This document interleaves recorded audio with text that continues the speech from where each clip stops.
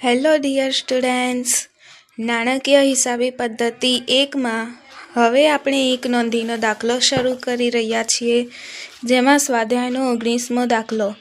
નિશા તેમના નાણાં હિસાબો એક નોંધી પદ્ધતિથી રાખે છે.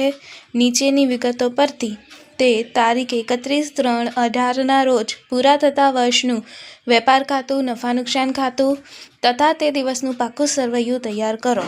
આ દાખલામાં સૌથી પહેલાં આપણને આપ્યું છે શરૂની વિગતો. એના પછી આપણને આપ્યા છે રોકડના વ્યવહારો. આમાં રોકડનું ખાતું પહેલાંથી જ આપ્યું છે, એટલે રોકડનું ખાતું દોરીશું નહીં. પછી છે વધારાની માહિતી અને 2 હવાલા છે.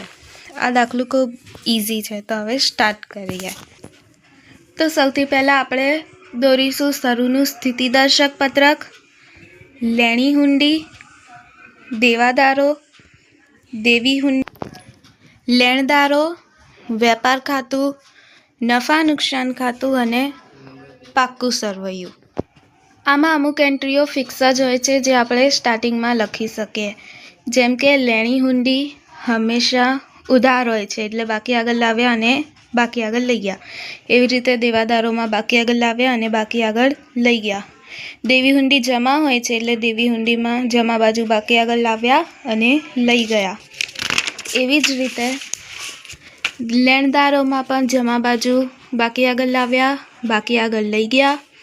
વેપાર ખાતું, જેમાં ફિક્સ એન્ટ્રી હોય છે, શરૂઆતનો સ્ટોક અને આખો સ્ટોક, ઉધાર ખરીદીની વિગત અને ઉધાર વેચાણની વિગત, આ પણ ફિક્સ જ હોય છે. નફા નુકસાનમાં તો કોઈ વિગત લખી નથી. તો હવે આપણે દાખલો સ્ટાર્ટ કરીએ. તો દાખલામાં આપણને સૌથી પહેલાં આપ્યું છે કે શરૂની રોજની મિલકતો અને દેવાઓ. તો શરૂની છે, તો શરૂના સ્થિતિદર્શક પત્રકમાં લખીએ. જમીન, મકાન, પ્લાન્ટ, યંત્ર એ બંને ઉધાર બાજુ લખીએ. હવે દેવી હુંડી અને લેણદારો જમા બાજુ લખીએ. લેણદારો શોધવાના છે, એટલે એમાં ક્વેશ્ચન માર્ક કર્યું છે. હવે આ બાજુની વિગતો સ્ટોક, લેણી હુંડી, દેવાદારો, આ ત્રણે ઉધાર બાજુ લખીએ. આટલું મિલકતો અને દેવા થઈ ગયા પછી હવે આપણે કોષ્ટક પરથી એની બીજી એન્ટ્રી આપીશું.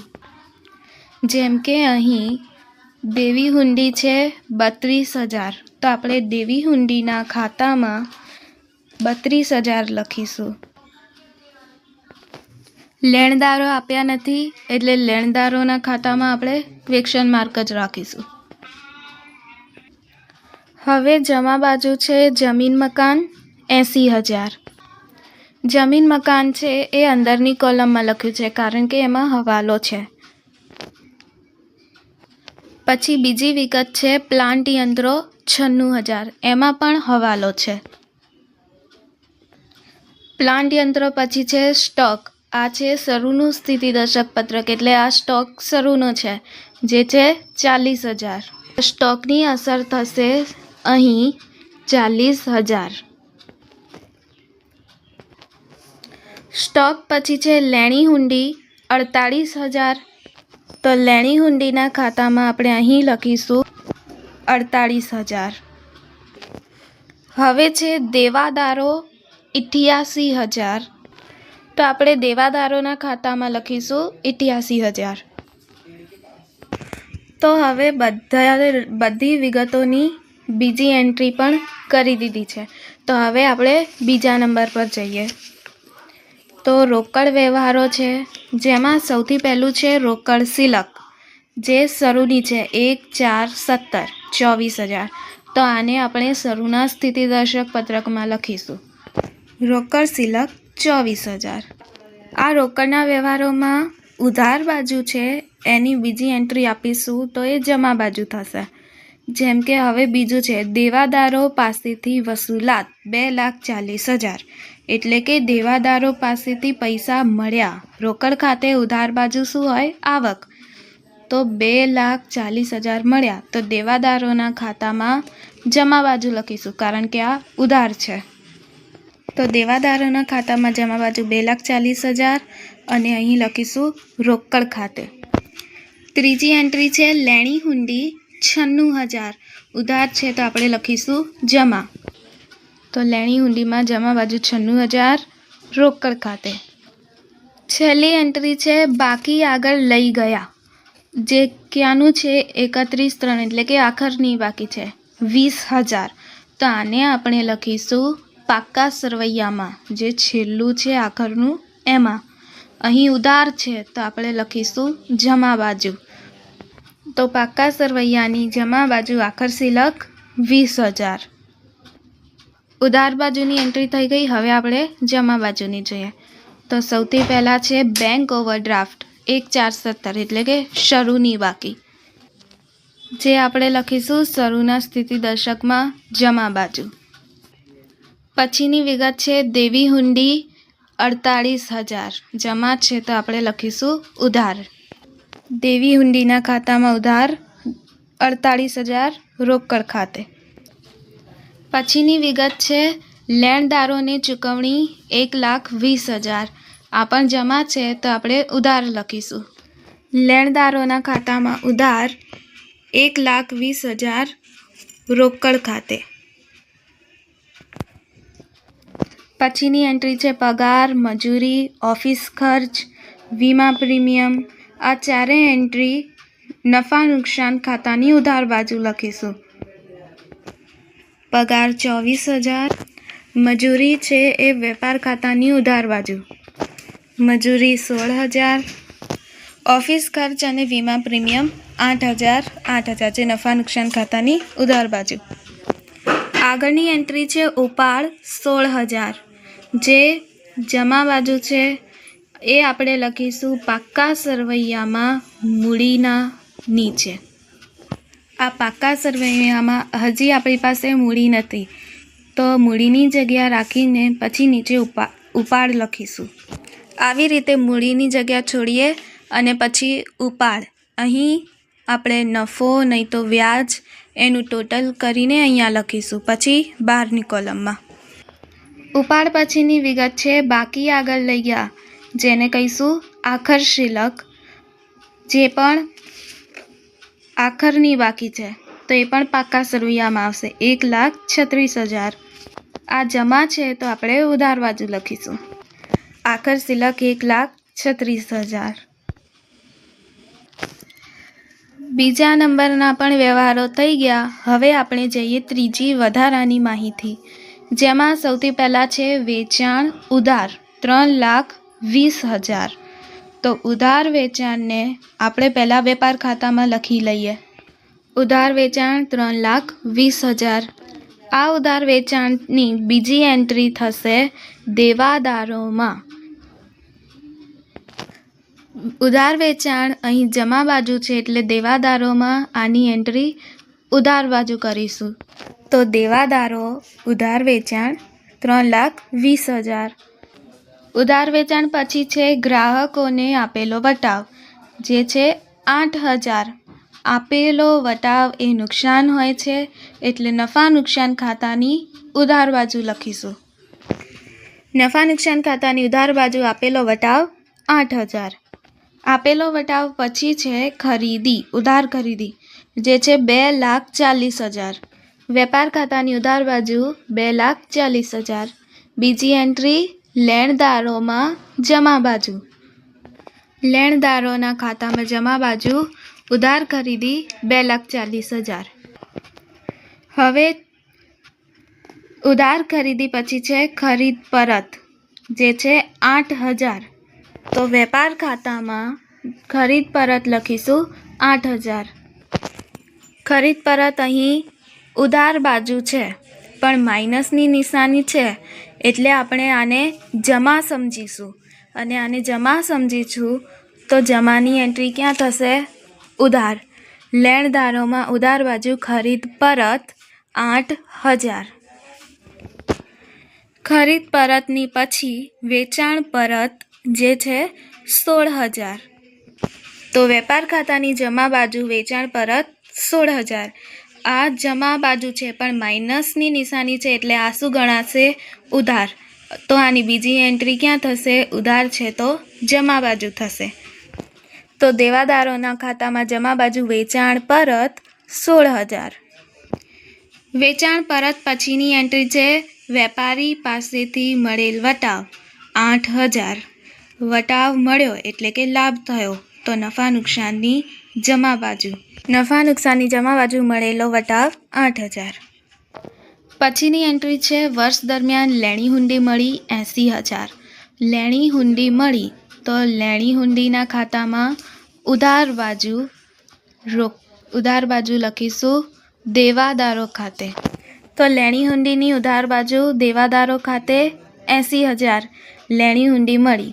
હવે આની બીજી એન્ટ્રી થશે દેવાદારોના ખાતામાં. અહીં ઉધાર છે તો અહીં આપણે લખીશું જમા બાજુ લેણી હુંડી ખાતે 80,000. તો દેવાદારો ખાતામાં જમા બાજુ લેણી હુંડી ખાતે લેણી હુંડી મળી 80,000. એના પછીની એન્ટ્રી છે વર્ષ દરમિયાન સ્વીકારેલ દેવી હુંડી 64,000. તો દેવી હુંડીના ખાતામાં જમા બાજુ લખીશું લેણદારો ખાતે દેવી હુંડી સ્વીકારી 64,000. હવે આની બીજી એન્ટ્રી થશે લેણદારના ખાતામાં ઉધાર બાજુ 64,000.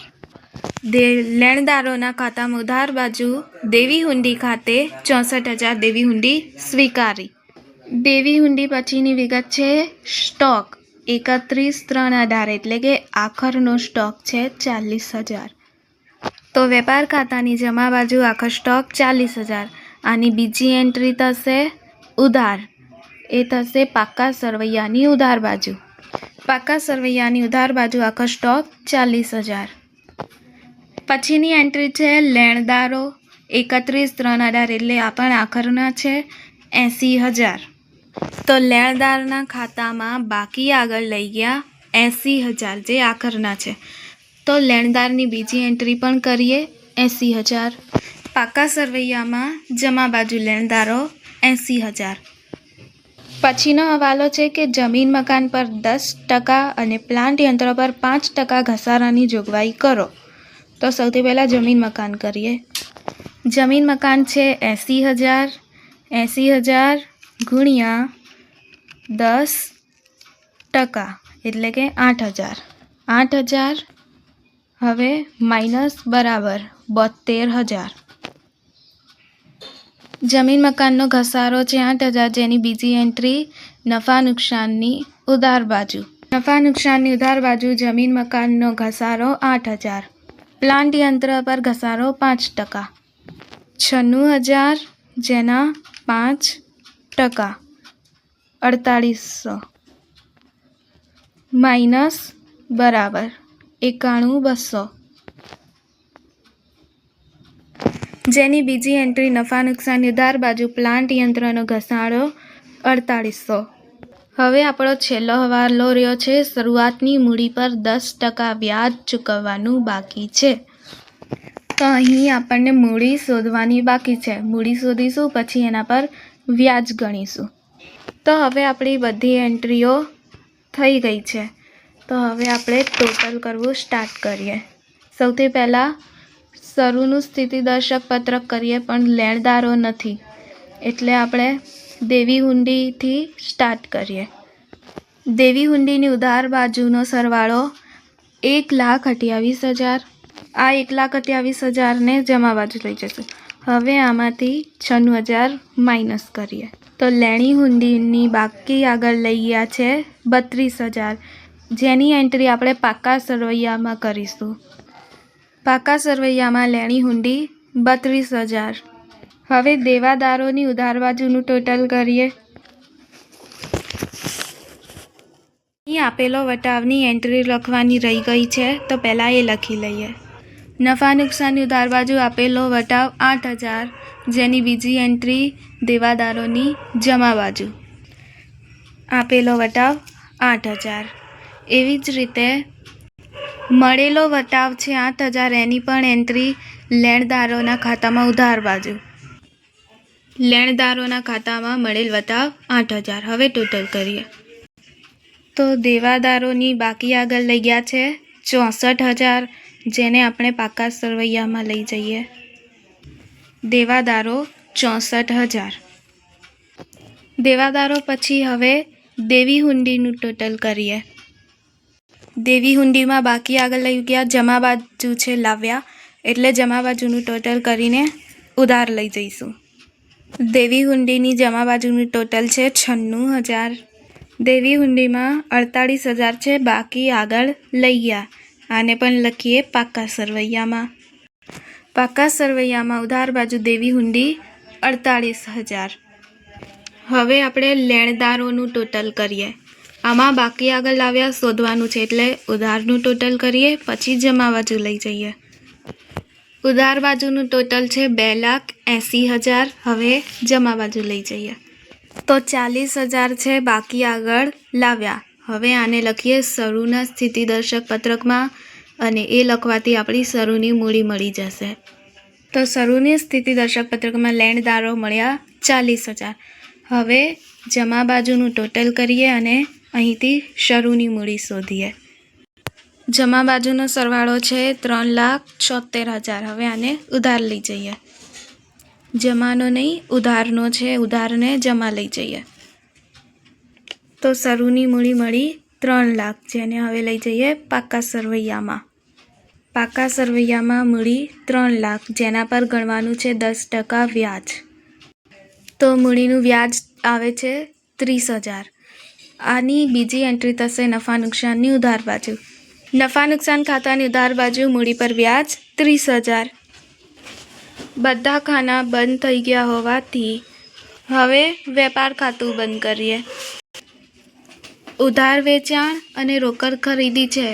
ઉધાર ખરીદી છે, પણ રોકડ ખરીદી અને રોકડ વેચાણ નથી, તો અહીં ડેશ કરીને લખીએ. હવે આમાંથી પરત બાદ કરીને બહારની કોલમમાં લખીશું.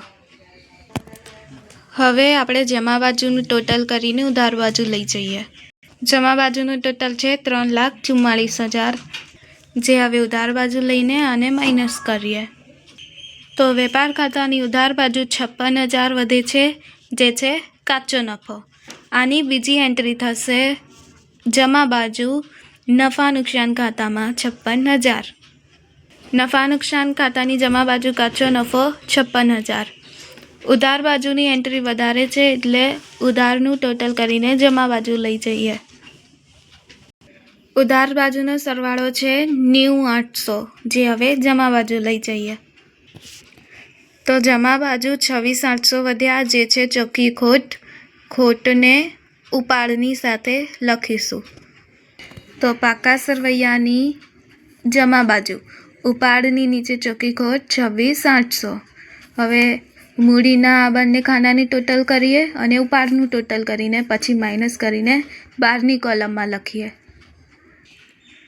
તો મૂડી અને વ્યાજનું ટોટલ કર્યું, ઉપાડ અને ખોટની ટોટલ કરી, પછી ટોટલમાંથી ઉપાડ માઇનસ કરીને બહારની કોલમમાં લખ્યું.